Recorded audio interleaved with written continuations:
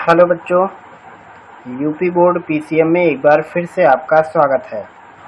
आज की इस वीडियो में हम सॉल्व करेंगे कक्षा 12वीं के गणित का अनसॉल्व प्रश्न पत्र, जिसका कोड है 324EX। इस सेट का आज दूसरा वीडियो यानी दूसरा पार्ट हम सॉल्व कर रहे हैं। पहले पार्ट में हमने प्रश्न क्रमांक 1 और 2 के सभी खंड हल किए थे। आज हम उसके आगे के कुछ प्रश्न लगाने शुरू करेंगे। तो ये दूसरे का 5वां खंड तक हमने सॉल्व कर दिया था, ये जो पूरा सवाल है, और यहाँ से आगे का सवाल आज हम लगाएंगे। तो ये पहला सवाल है। ये प्राकृतिक संख्याओं के समुच्चयन पर संबंध r बराबर a, b such that a, b element of n, जहाँ n का मतलब है प्राकृतिक संख्या, और यहाँ पे a और b के बीच रिलेशन है a बराबर b स्क्वायर का, यानी a की वैल्यू v का वर्ग है। तो कहा है कि क्या a, b element of r होंगे, जहाँ r का मतलब है रियल नंबर, और रियल नंबर भी कह सकते हो, और r का मतलब यहाँ रिलेशन भी है, लेकिन यहाँ पे इसमें केवल r का मतलब रिलेशन यानी संबंध की बात हो रही है। और b, c element of r यानी उसी संबंध की बात हो रही है। तो यहाँ पे इम्प्लाइज का निशान लगा, मतलब क्या इन दोनों से हम निष्कर्ष निकाल सकते हैं कि a, c element of r, या बीच में से वो चीज़ कट गया है फोटो में। तो कहा है उदाहरण द्वारा इसकी पुष्टि करो कि क्या ये संभव है। तो आइए देखते हैं। वैसे ये असंभव है। तो सबसे पहले हम लोग यहाँ पे सवाल लिख लेते हैं। ये है तीसरे का पहला खंड। सवाल में दिया हुआ है r equal a, b such that दिया है a, b element of n, और दिया है a बराबर b स्क्वायर, ऐसा इन्होंने दिया है। तो इनके अकॉर्डिंग हमारा संबंध क्या बनेगा। मान लेते हैं कि b की वैल्यू 1 है, तो a की वैल्यू 1 होगी, 1 का स्क्वायर 1। मान लेते हैं b की वैल्यू है 2, तो a की वैल्यू क्या बनेगी, 2 का वर्ग 4। हम b की वैल्यू 3 मान लेते हैं, तो यहाँ पे ये वैल्यू 9 बनेगी, और इस हिसाब से ये क्रम चलता जाएगा। ऐसा हमने कुछ मान लिया, क्योंकि सवाल में है उदाहरण द्वारा स्पष्ट करो कि क्या संभव है कि नहीं। तो यहाँ पे आप देख सकते हैं कि a बराबर है b स्क्वायर यहाँ पे, और b बराबर है c स्क्वायर, अगर ये b है और ये c है।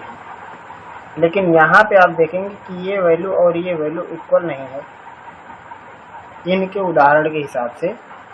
तो हम यहाँ पे साफ साफ कह सकते हैं कि a बराबर c स्क्वायर नहीं है, यानी a जो है वो c का वर्ग नहीं है, जबकि यहाँ पे ये a b है, b c है। अगर हम इसको c और a के साथ संबंध दिखाएं, तो यहाँ पे जो a है वो c का वर्ग नहीं। एक ही कंडीशन में ये लागू होता है, जब a बराबर b बराबर c होता। अगर ये तीनों वैल्यू आपस में बराबर होते तो हम ये निष्कर्ष निकाल सकते थे कि a बराबर b स्क्वायर होगा, b बराबर c स्क्वायर होगा, तो a बराबर c स्क्वायर होगा। ये एक ही कंडीशन में लागू होता है। तो यहाँ पे सवाल में लिखेंगे कि r implies that a, c not element of n, यानी यहाँ पे दिया हुआ है। तो ये r के बीच में जो ये संबंध दिया है ये सत्य नहीं है यहाँ पे। और उसके बाद हम आपको दूसरा सवाल दिखाते हैं। इस पर पूरा एक कंप्लीट वीडियो है, संबंध और फलन का ये चीज़ है। आप हमारे प्लेलिस्ट के अंदर विजिट कर सकते हैं। इस पर पूरी कंप्लीट और डिटेल वीडियो है, पूरा कैसे हमें प्रूफ करना होता है, तो उसमें से आप इसको देख सकते हैं। और उसके बाद हम आपको अगला दिखाते हैं। अगला सवाल है, ये है तीसरे का दूसरा खंड। यदि y बराबर x square plus 3x plus 4 by e to the power x into cos x, तो dy बाई डी एक्स निकालना है। ये है तीसरे का दूसरा खंड।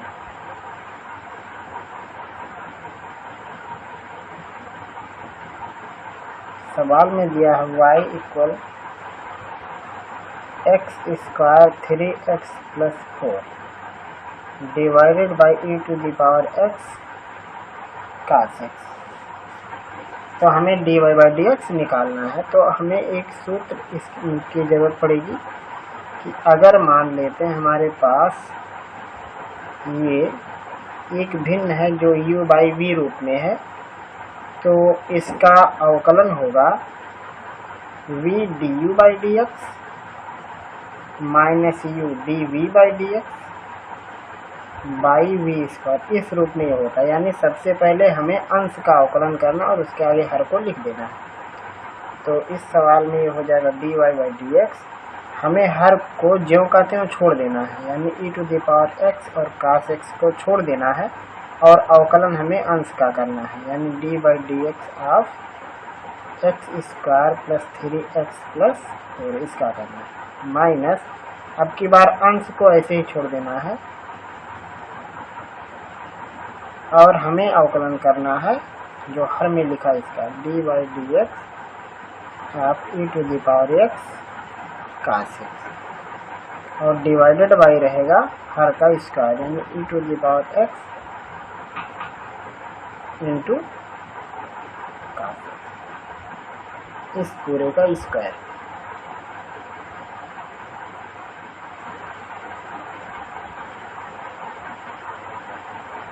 अब इसे आइए आगे सॉल्व करते हैं। ये हो जाएगा e to the power x cos x, x square का अवकलन होगा 2x, 3x का अवकलन केवल 3 होगा और 4 का अवकलन 0 हो जाएगा, minus x square plus 3x plus 4। अब यहाँ दो फंक्शन का गुणा है तो अब यहाँ अलग रूप इनका चलेगा। सबसे पहले एक पार्ट को छोड़ देंगे, दूसरे का अवकलन करेंगे। कास का अवकलन होता है माइनस साइन एक्स प्लस अब की बार कास को छोड़ के साइन इसका ई टू द पावर एक्स का करेंगे, जो कि वही होता है, और नीचे रहेगा e to the power x into cos x का स्क्वायर इक्वल हो जाएगा। अब यहाँ e to the power x cos x कोष्ठक में है 2x प्लस 3 माइनस यहाँ पे है e to the power x minus sine x, e to the power x minus sine x, तो माइनस का गुणा माइनस में हो जाएगा प्लस, और ये हो गया x square plus 3x plus 4, और इस प्लस का माइनस के साथ गुणा होगा तो माइनस ही रहेगा, और ये हो जाएगा e to the power x cos x कोष्ठक में x square plus 3x plus 4, यहाँ इंटू है और डिवाइडेड रहेगा e to the power x cos x का होल स्क्वायर। अब इसको सॉल्व करने के लिए चाहे तो आप क्या कर सकते हैं, यहाँ पे देखें e to the power x cos x और e to the power x cos x, इन दोनों में से चाहे तो ये चीज़ कॉमन ले लेंगे, तो कोष्ठक में बचेगा 2x plus 3 minus x square minus 3x minus 4। इसको हल करके एक कोष्ठक में, इसको एक कोष्ठक में, ऐसा भी हम लिख सकते हैं।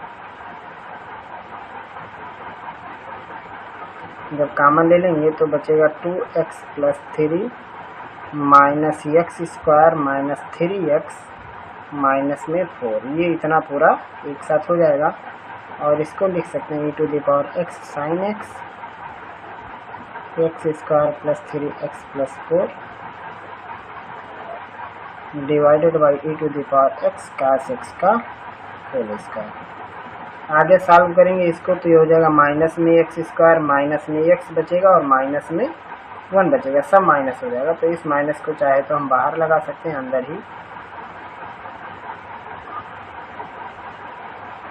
Minus x square minus x minus 1 plus e to the power x sine x x square plus 3x plus 4 और डिवाइडेड बाई यही रहेगा। आगे आपकी मर्जी, आप जितना इसको सॉल्व कर सकते हैं करते रहिए।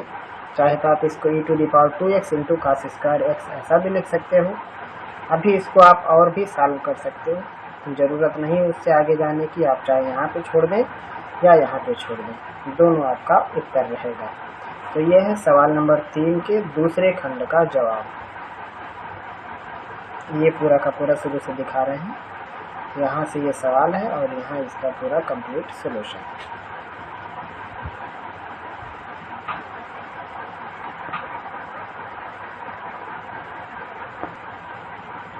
अगला सवाल हम आपको दिखाते हैं। ये अगला सवाल है, ये एक अवकल समीकरण दिया हुआ है, तीसरे का तीसरा खंड है। इस अवकल समीकरण को हल करना, e⁻x इंटू साइन एक्स, इसको हल करना है, या सिंपल में कह सकते हो इसका समाकलन करना है। ये है तीसरे का तीसरा खंड। सवाल में दिया हुआ है dy/dx equal e⁻x into sine x. तो यहाँ से इसको हम लिख सकते हैं dy equal e⁻x sine x into dx। अब दोनों पक्षों का हम समाकलन करेंगे तो ये हो जाएगा dy समाकलन और ये हो जाएगा e⁻x साइन एक्स dx।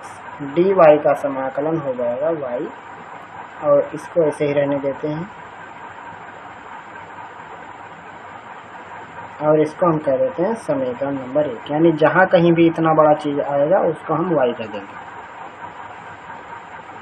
तो अब यहाँ पे देखिए दो फलन का गुणा है, तो जब दो फलन का गुणा होता है तो हम उसको खंडशः समाकलन से लगाते हैं। रूल क्या है कि सबसे पहले हम वरीयता देते हैं लघुगणक को, फिर अंक गणित को, और उसके बाद ट्रिग्नोमेट्री को, फिर एक्सपोनेंशियल सीरीज को।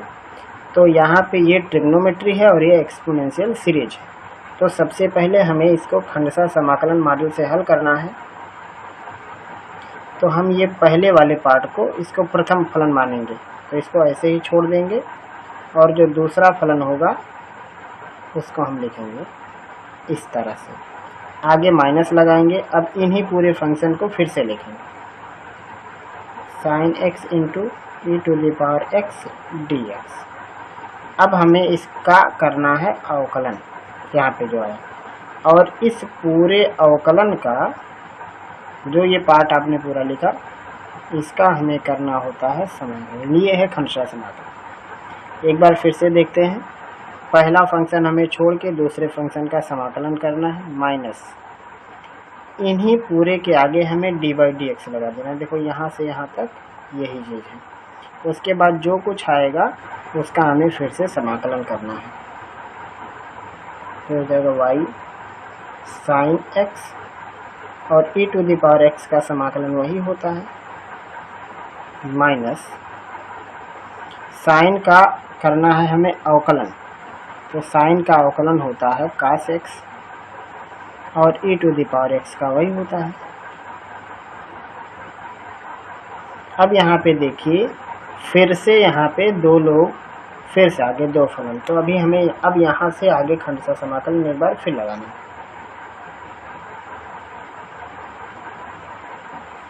अब इसके आगे हम खंडशः समाकलन फिर से लगाएंगे। तो सबसे पहले हम cos x को छोड़ देंगे और समाकलन होगा e⁻x dx, और फिर से इसके आगे हम लगाएंगे dy/dx।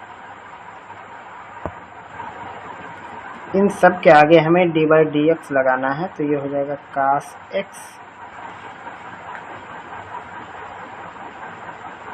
e⁻x dx, और ये जो पूरा आएगा इस पूरे का होगा फिर से समाकलन। ये यहाँ से आगे के सवाल को हमने फिर से यहाँ लगाया है। ये हो जाएगा y equal e⁻x sine x minus cos x e⁻x का सेम। अब यहाँ पे इसको हल करेंगे तो cos का अवकलन जो होता है वो होता है माइनस साइन, और e⁻x का फिर से वही, और यहाँ पे इसके आगे रहेगा dx। ये हो जाएगा y equal e to the power x sine x minus e to the power x cos x, और माइनस माइनस का गुणा प्लस, फिर से आगे माइनस है। यहाँ देखो माइनस माइनस का गुणा प्लस, फिर से आगे माइनस, तो हो जाएगा माइनस में e to the power x sine x dx। ये हो जाए। तो अब हम सबसे ऊपर दिखाते हैं e to the power x sine x dx, इसकी वैल्यू थी y, तो हम इस पूरे की जगह पे y लिख देंगे। तो ये हो जाएगा y equal e to the power x sine x minus to the power x cos x minus y। ये माइनस y दूसरी साइड आके हो जाएगा प्लस y, और यहाँ पे आप लास्ट में चाहें तो एक समाकलन स्थिरांक c जोड़ सकते हैं। तो ये हो जाएगा 2y equal e to the power x sine x minus e to the power x cos x। तो y इक्वल हो जाएगा 1/2 e to the power x sine x minus e to the power x cos x plus c। चाहे तो e to the power x common ले सकते हैं, तो इस हिसाब से ये हो जाएगा sine x minus cos x plus में c का चिन्ह कुछ भी प्लस माइनस में चलेगा, क्योंकि वो एक स्थिरांक है और उसके बारे में जानकारी नहीं है कि वो क्या है। तो यह है सवाल नंबर 3 के तीसरे खंड का जवाब। ये सवाल भले ही 2 नंबर का है, लेकिन है बहुत बड़ा, देख सकते हैं। यहाँ से ये शुरू हुआ है और हम आगे खिसका रहे हैं, अब धीरे धीरे इसको आगे देख सकते हैं।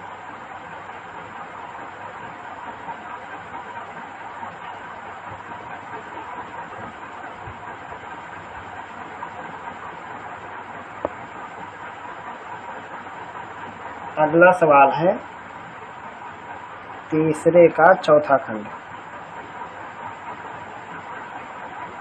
एक पासे को एक बार उछाला गया है, पासे पर प्राप्त संख्या जो कि 3 का अपवर्त है उसको ई से दिखा रहे हैं, और पासे पर प्राप्त जो सम संख्या है उसको एफ से दिखाया जा रहा है। ई और एफ क्या स्वतंत्र घटना है या नहीं।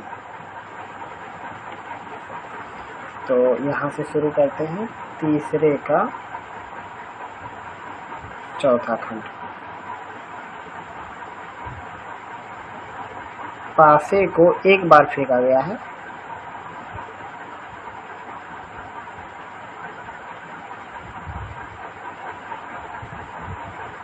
पासे को एक बार फेंकने पर नंबर ऑफ यस, टोटल कुल कितनी संभावनाएं आएंगी 6। कौन कौन होंगे यस में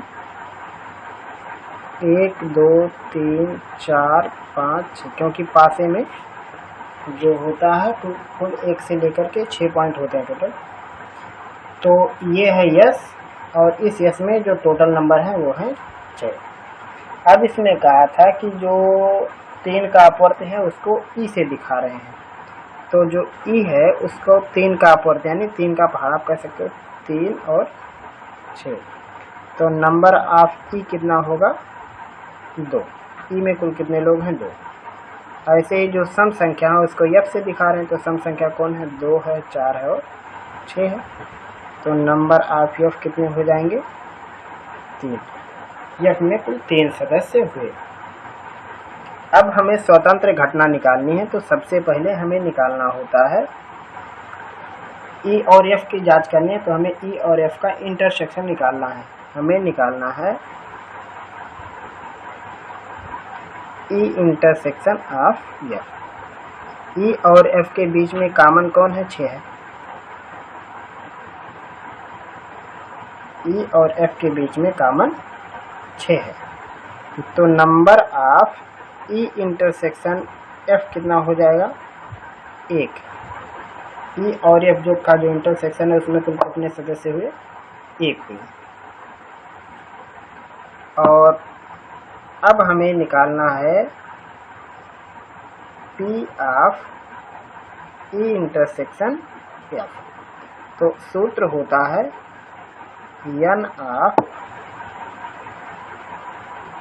ई इंटरसेक्शन एफ, ये हो जाएगा बटे एन एस। तो ई इंटरसेक्शन एफ की वैल्यू 1 आई और टोटल एन एस का मान था 6 सवाल में। तो ये हो गया 1/6, इसको हम कह देते हैं समीकरण नंबर 1। अब हम निकालेंगे P E, probability of E. तो इसका हो जाएगा N E by N S. तो एन ई की वैल्यू कितनी है 2 और एन एस की वैल्यू है 6, यानी आएगा 1/3। इसको कह देते हैं समीकरण नंबर 2। अब निकालेंगे हम P F probability of F. तो ये होगा number of F by number of S. तो नंबर ऑफ एफ कुल कितना है 3 और नंबर ऑफ एफ ये है 6, यानी ये हो गया 1/, ये होगा समीकरण 3। तो अब यहाँ पे निकालेंगे हम probability of E into probability of F. तो प्रोबेबिलिटी ऑफ ई की वैल्यू आई 1/3 और इसकी वैल्यू आई 1/2, यानी मिला के हो गया 1/6। तो आप देखेंगे इनका multiplication E intersection of F का प्रोबेबिलिटी के बराबर आया।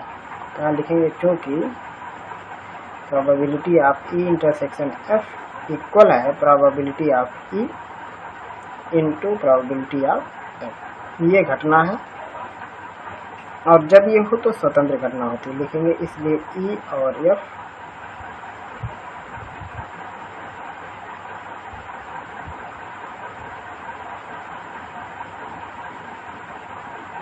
स्वतंत्र घटनाएं। ये हुआ इस सवाल का जवाब।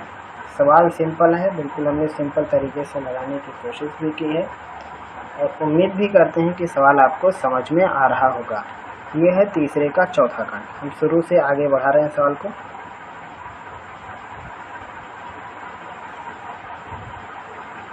आप इसको लिख सकते हैं, अपने कॉपी पर नोट कर सकते हैं और ऐसे सवालों की डिटेल वीडियो के लिए आप हमारे चैनल के प्लेलिस्ट को भी जरूर विजिट करें। ये आप यहाँ तक लिख लीजिए, फिर हम आगे का सवाल दिखाते हैं। अगला सवाल है, ये पलट गया स्क्रीन, यहाँ पे देखिए अगला सवाल। अवकलन करना है y इक्वल cos x की पावर है sin x की, चौथे का पहला खंड है। और यहाँ पे वीडियो देखिए काफ़ी बड़ा बन जा रहा है, इसलिए हम कम सवाल लगा पा रहे हैं एक वीडियो में। चौथे का पहला है y इक्वल cos x, इसके ऊपर पावर है sin x का। तो जब फंक्शन के ऊपर फंक्शन का पावर हो तो हमें सबसे पहले लाग लेना होता। तो यहाँ पे ऊपर लिखेंगे दोनों पक्षों का लघुगणक लेने पर, तो ये हो जाएगा log y equal log of cos x to the power sin x। तो हो गया ये log y।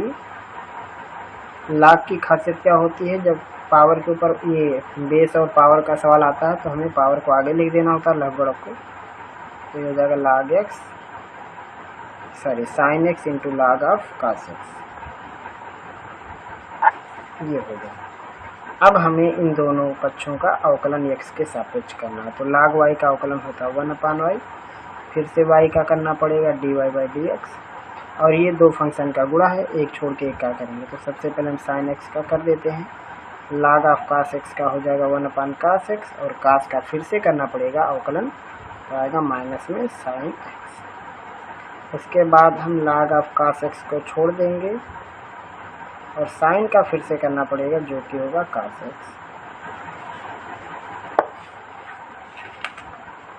तो ये हुआ 1/y dy/dx इक्वल, यहाँ पे चाहे तो आप इसको tan x sin x लिख सकते हो, sin बाई cos माने tan, और into sine tan x sin x लिख सकते हो, या minus sin square by cos।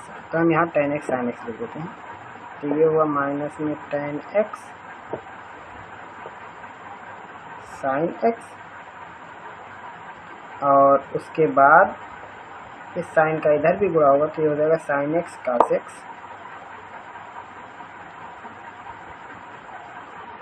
और log of cos x।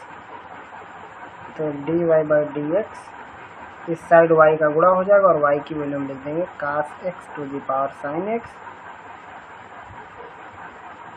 Minus tan x sin x plus sin x cos x लगा। ये हो जाएगा इस सवाल का जवाब।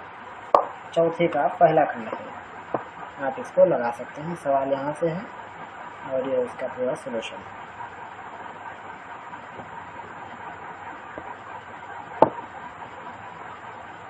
अगला सवाल है चौथे का दूसरा खंड, किसी लीप वर्ष में 53 रविवार होने की प्रायिकता बताओ। कभी कभी सवाल आता है कि साधारण वर्ष में 53 रविवार, तो यहाँ साधारण ना हो कि लीप वर्ष है। तो ये है चौथे का दूसरा खंड। लीप वर्ष मतलब 366 दिन, तो लीप वर्ष का मतलब होगा 366 दिन। 366 दिन का मतलब हो जाएगा 52 सप्ताह या हफ्ता भी कह सकते हैं, प्लस 2 दिन एक्स्ट्रा। 52 सप्ताह से हो जाएगा 364 दिन और 2 ये मिला के 66 दिन। अब ये जो 2 दिन होगा तो संडे मंडे एक साथ या मंडे ट्यूसडे एक साथ, तो ये जो प्लस 2 दिन है, एक्स्ट्रा जो प्लस 2 दिन है, ये बनेगा या तो रविवार, सोमवार होंगे एक साथ, या सोमवार मंगलवार,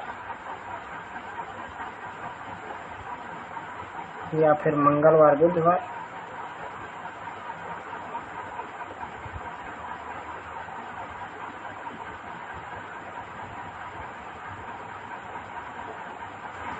बुधवार बृहस्पतिवार।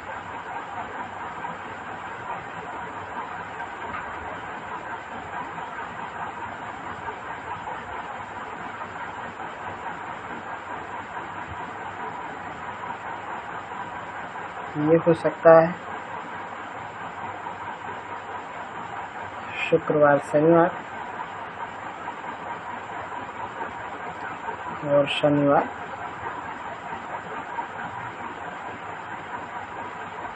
रविवार। इतना कॉम्बिनेशन हो सकता है। तो आप इस कॉम्बिनेशन में देखो संडे कितनी बार आएगा, तो एक यहाँ है रविवार और एक यहाँ है रविवार। टोटल को कितने कॉम्बिनेशन है, 1 2 3 4 5 6 7। तो यहाँ पे लिख सकते हैं, क्योंकि 52 यहाँ रविवार हो गया है और यहाँ पे हमें इसको छोड़ देना है, ये 52 सप्ताह का कंप्लीट है। यहाँ पे प्रायिकता इसकी है, तो लिखेंगे 53 रविवार की प्रायिकता।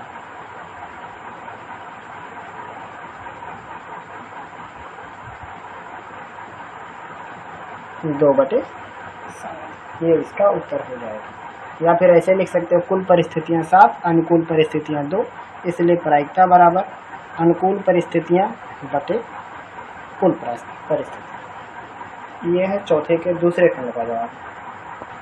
अगला सवाल देखते हैं चौथे का तीसरा खंड क्या है। ये सवाल है, बिंदु 5 2 ऋण 4 से जाने वाली और सदिश 3i 2j - 8 के कैप के समांतर रेखा का समीकरण बताओ।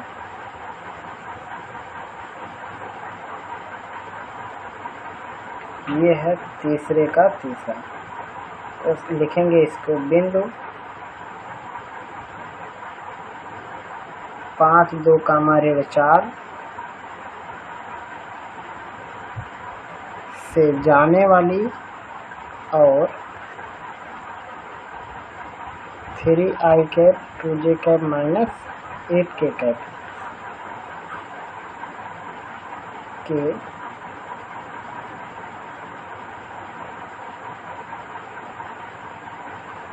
समांतर सदिश का समीकरण।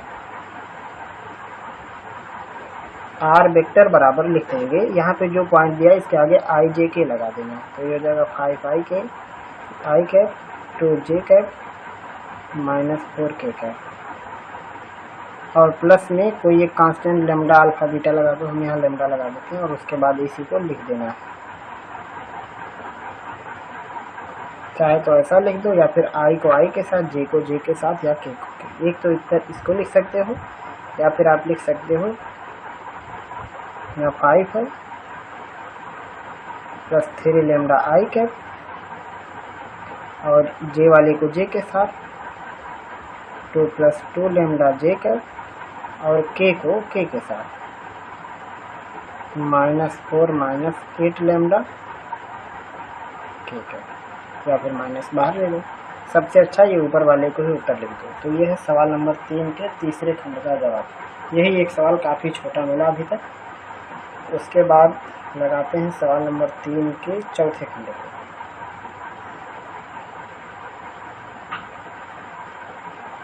पलट जा रहा है बार बार।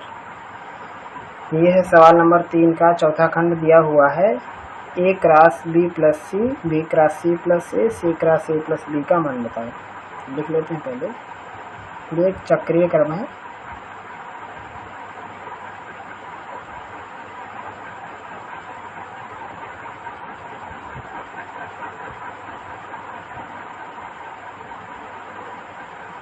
इसका मान निकालना है तो सिंपल क्या करो, गुणा करो।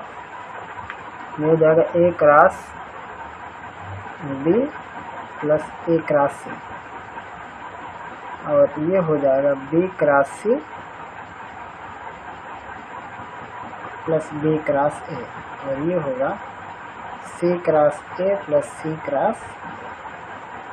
तो यहाँ पे देख सकते हो ए क्रॉस बी है और यहाँ बी क्रॉस ए। तो ए क्रॉस बी और बी क्रॉस ए दोनों एक दूसरे के उल्टे होते हैं, तो ये निरस्त हो जाएगा। ए क्रॉस सी और सी क्रॉस ए ये दोनों एक दूसरे का उल्टा है, ये निरस्त हो जाएगा। और बी क्रॉस सी और सी क्रॉस बी ये दोनों एक दूसरे के विपरीत हैं, ये निरस्त हो जाएंगे, यानी मिला जुला के उत्तर आएगा 0। तो ये हुआ सवाल नंबर 3 के चौथे खंड का जवाब। और आज के इस वीडियो में हम यहीं पर सोल्यूशन को रोकते हैं, नहीं तो वीडियो और बड़ा होने लगेगा। अभी बहुत सारे सवाल हैं। अब जो इधर के सवाल हैं वो लगभग 5 अंकों के सवाल हैं, फिर उसके बाद 8 अंकों के सवाल आएंगे। तो मुझे उम्मीद है कि इस वीडियो में हमने जो कुछ आपको सिखाने बताने की कोशिश की है वो आपको समझ में आ गई होगी। अगर कोई भी आपका प्रश्न है तो आप हमसे पूछ सकते हैं। फिर मिलेंगे हम लोग आगे के वीडियो में आगे के टॉपिक के साथ।